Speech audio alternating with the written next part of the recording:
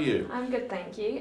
So it's 10 months on from the Eastleigh by-election. How are you finding your new life as an MP? Well, it's just different. It's hard work. I'm enjoying it, but it is different to anything else I've ever done. So have you found that you've been a bit more thrown in the deep end than any other job? Yeah, it's previous jobs. You know, you go in. There's a sort of a structure. You're led into it. You shadow somebody. You learn about this. You have a little chat after 3 months how you're doing, and all of that. This job, 1 minute you're an MP. After not being an MP, it's very strange. Yeah. So has it been a big adjustment for you? It has been quite a big adjustment. Yeah, an enjoyable one, and I enjoy it, but it's different. So George Osborne has delivered his autumn statement, and wages aren't going anywhere, the cost of living is going up, and now people have found out that they could be working into their late 60s before they even receive a pension. How is the government expecting people to cope? Okay, well there's 2 or 3 questions there. So I'll go with the pension ones first. I think the interesting thing is that when my father started work after he'd left the services after the war, most people would have expected him to live 70, 75, that would have been considered a good age. So he'd have drawn his pension for 5, 10 years, that would have been it. He drew his pension actually for nearly 40 years. And so he only died very recently. He also, of course, had 2 hip operations, 2 heart operations, and a cancer operation, which of course cost us a lot of money, which he wouldn't have had if he died when expected. Now, I'm extremely glad he didn't die, and I'm extremely glad he had a comfortable life with a good pension. But this is the sort of thing that's going to get more and more difficult to afford. They reckon my daughter, who's nearly 20, will probably live well into 100th, past 100th year, well into it. That'll be 3 centuries she's been living in. And also, when people started work, back when my father started work, it was different because he'd been through the war, but people started when they were 15, 16 years old. When they were retired at 65, they'd worked 50 years. Now, a lot of people, when they're retired at 65, they've only worked 40, 45 years. So people are actually working less long than they used to if they were retired at 65. You put the 2 together with people not working the years they used to work and living far, far longer, it is just not affordable to work for 40 odd years and have a pension for 40 years. It's just not an affordable thing. It just can't happen. So unfortunately, we're all going to have to retire later. A lot of MPs are in their 70s, so that's not unusual for them, but it's just not. And also, if you are fit and well, is there any reason why you shouldn't work at 65? I wouldn't want to stop working at 65. That's only 4 years for me to go. I don't want to stop working in 4 years' time. But not everyone's going to be fit and healthy at the age of 68, so is this not going to cause some people to struggle, whereas others will be absolutely fine? Well, I should think it's not everyone's fit and healthy at 65. In fact, if you look back at the state of medicine 20, 30 years ago, and you look at how people weren't nearly as fit and well, probably far less people were fit and healthy at 65 than will in 30 years' time be at 68. I think it's highly unlikely that people in 30 years' time will be as unfit at 68 as most people now at 65 or even 60. So that's not going to change. There's always been cases where people, as they get near age of retirement, aren't fit and well. We have to cope with that the same way we've always coped with it, hopefully generously and carefully. But that's not going to change. The idea that people in 30 years' time are going to be at 68 at the same state of health as they were in 1945, it's just not the case. So we're in this time of austerity, but the IPSA has just announced that MPs, such as yourself, are going to be receiving a pay increase of 11%, when the average worker is receiving a pay increase of 1%, or even in some cases absolutely nothing. Do you think this is justified? Well, whether or not the pay rise is justified, I think again that's 3 parts. The first thing is that I've said I will not take this pay rise until public servants start getting proper pay rises. So I'll take the 1% that people are getting, and that's just as currently my Eastleigh Borough Council allowance is all going to the Mayor's Charities straight from the Borough Council's payroll department into the Mayor's Charities. It never goes near my account. In the same way, I'll pay any excess over 1% pay rise to the Mayor's Charities in Eastleigh, because that's where I live, until things get back to normal. Now, the other thing you have to remember is MPs haven't received a pay rise for quite a long time. So when you say 11%, it's actually, if you average it over a number of years, then it's probably not quite as bad as it sounds. And it's not going to kick in until after the next election anyway. So it's not, we're getting it now. But I do agree, we've got to look at this. On the other hand, the only problem is that if we don't have the Independent Parliamentary Standards Authority look at pay rises, it'll go back to politicians looking at it. And I don't want to decide my own pay. That's not what I want to do. So I do want IPSA to be the people who decide my pay. The 11% sounds a lot, and so that's why I'm not going to take it until, as I say, things get back to normal. But just, I think people have to bear in mind that MPs haven't had a pay rise in quite a long time. As other people haven't as well. That's why I don't think it's appropriate to take it at the moment. So you're going to wait until your constituents are seeing higher pay before you actually receive it? And even then I might not take it all. We'll have to see how my constituents are doing. I want to take it in relationship to my constituents. We can't turn it down, but we can divert the money off to places that need it. So you're strictly going to donate it towards causes in Eastleigh? Yeah. Okay, so during the Eastleigh by-election, immigration was a really hot topic and caused a surge in popularity for UKIP. Yes, indeed. And now we're just 22 days away from Romania and Bulgaria being able to come into our country pretty much freely. And this has caused a lot of concerns within people, and a lot of constituents in Eastleigh who have expressed their concerns. Do you think their concerns are justified? I think they have. Everyone has a right to be concerned. You know, you have a right to be concerned, and we need to address those concerns. I think people are being misled by certain elements in the media, and also by certain people for political reasons. When we look at the situation, for instance, when the Poles were coming over, we were about the only country in Europe that was actually allowing them to come here. So if they were going to go anywhere, they more or less had to come here. The case in January is going to be that the whole of Europe is going to be open to people, so they might want to go to Germany, Denmark, Holland, all these other countries that they've been used to going to, which will make a huge difference to the numbers coming here. Secondly, if we close the door to European immigrants coming here, then of course what would the Europeans do? They'd close the doors to us going there. And at the moment there are more Brits in Europe working and taking benefits. 10,000 Brits in Germany taking benefits, by the way. There are more Brits in Europe working there and living there than there are Europeans living and working in this country. So if we suddenly said, right, we don't want any more Europeans coming here, then they would say, well, we don't want your lot over there, and we'd suddenly have a population surge.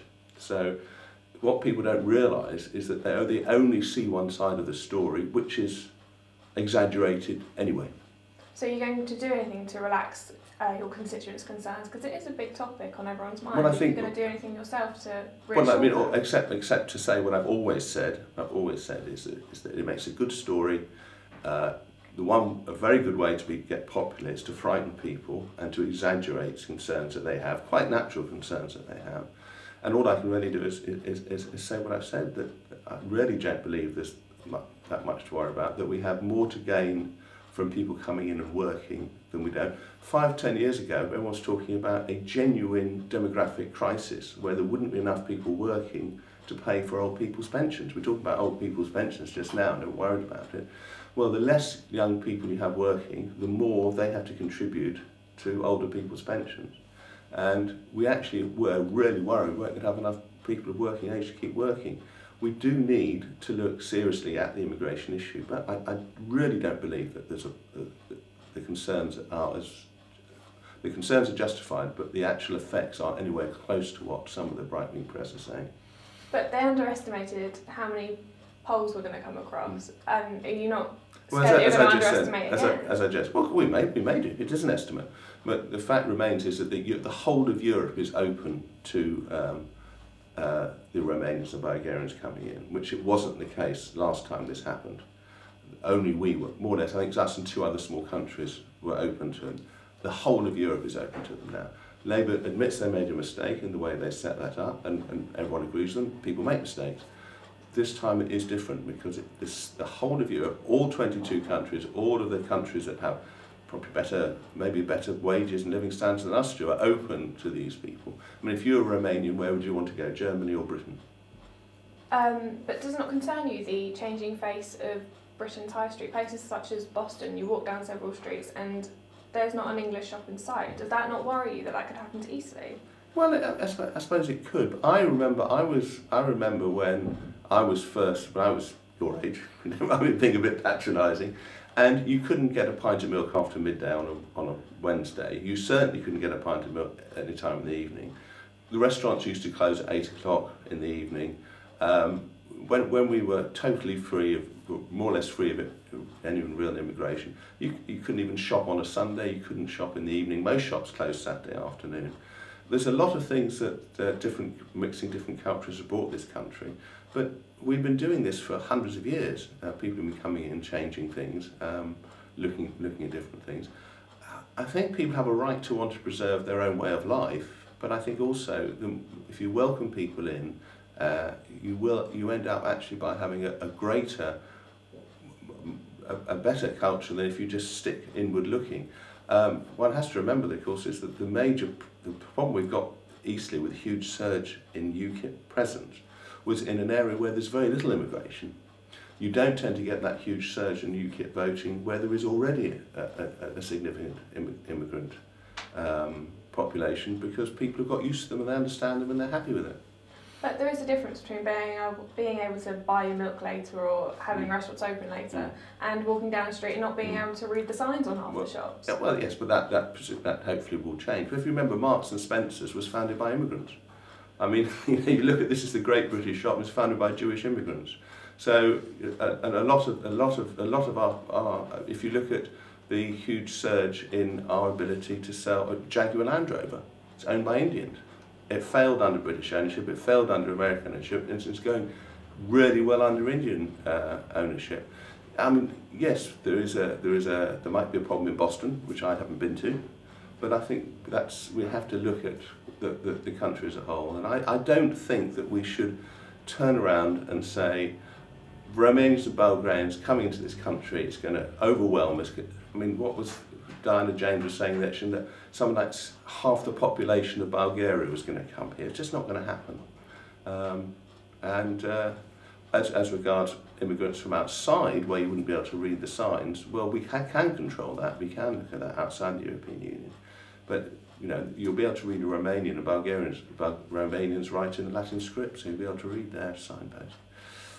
But speaking of Diana James, in a previous WINOL interview, she stated that other parties, such as your own, aren't doing enough to tackle immigration. Well, she would say that, wouldn't she? Because that's how she wants to get elected. I mean, her whole thing, everything's the fault of the European Union. Doesn't matter what you look, if it's bad weather, more or less, it's the fault of the European Union. The whole debate that UKIP is putting on is basically that we need to leave the European Union because everything that we do, everything that we have and everything we have is controlled by them. It's some sort of this massive dictatorship. And it's just not true.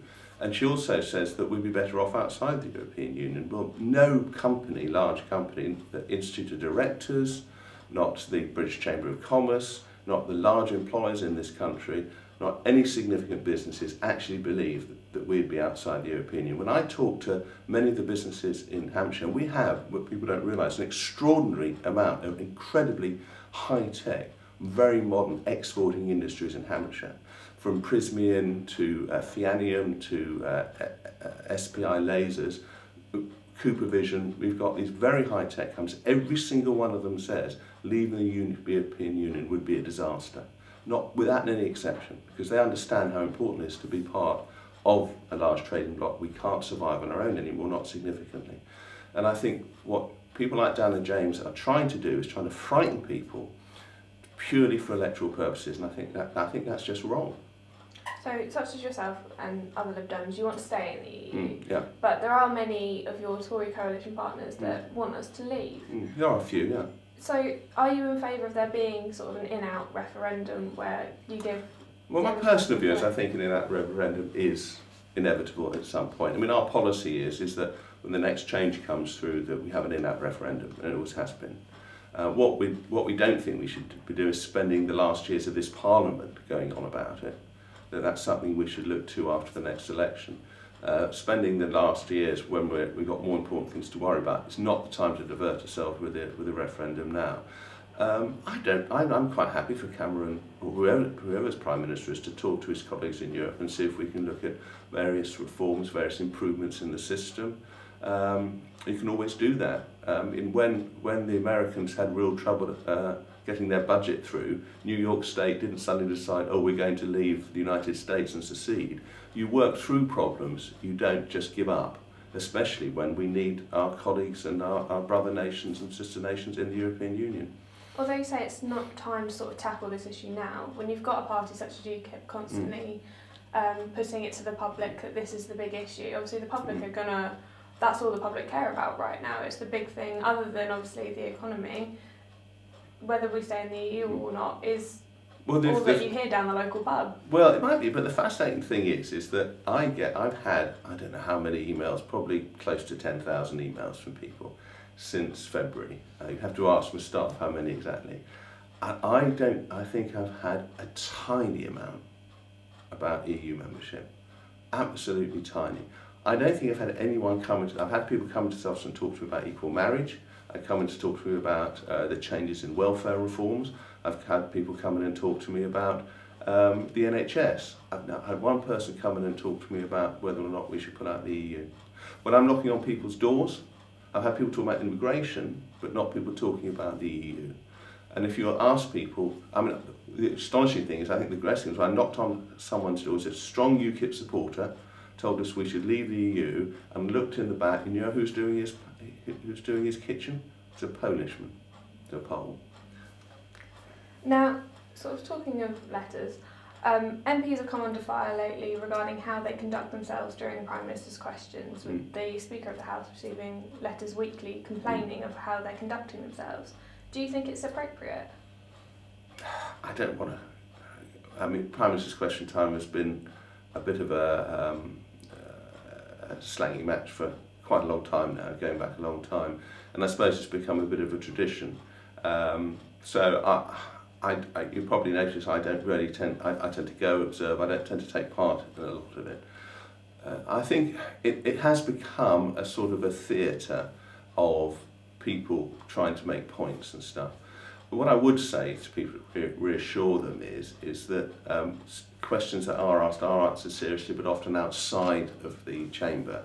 And also, if they look on other question times, Secretary of State, Foreign Affairs, for instance, or Energy, or any of the other important question times, they'll see a very sincere attempt at communication, asking questions, getting serious answers. But a lot of the answers you get tend to be when you've written directly to a minister or the Prime Minister.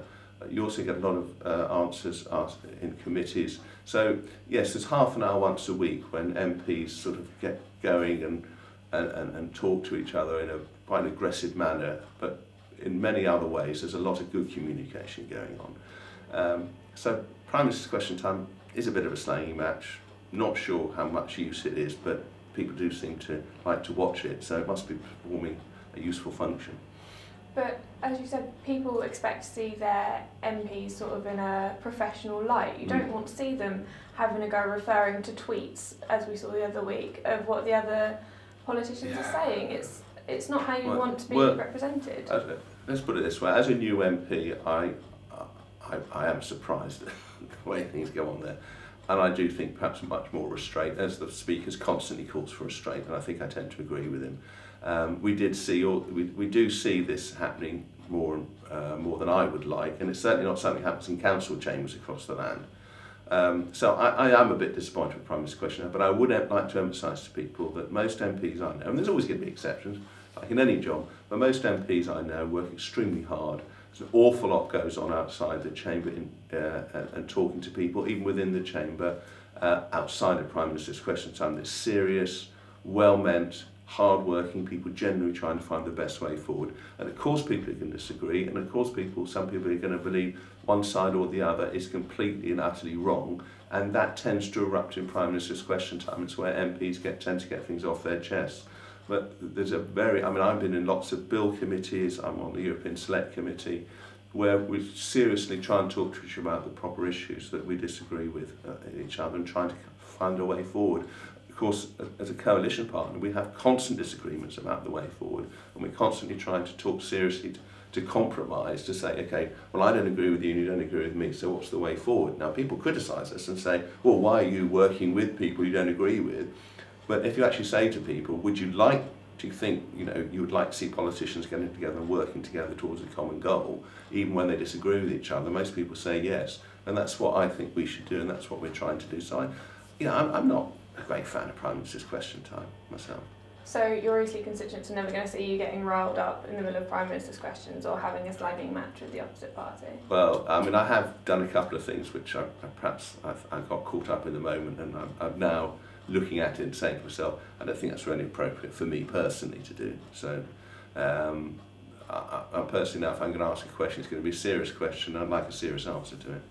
Okay, brilliant. Well, thank you so much, Mike. It was really nice to see you. Okay.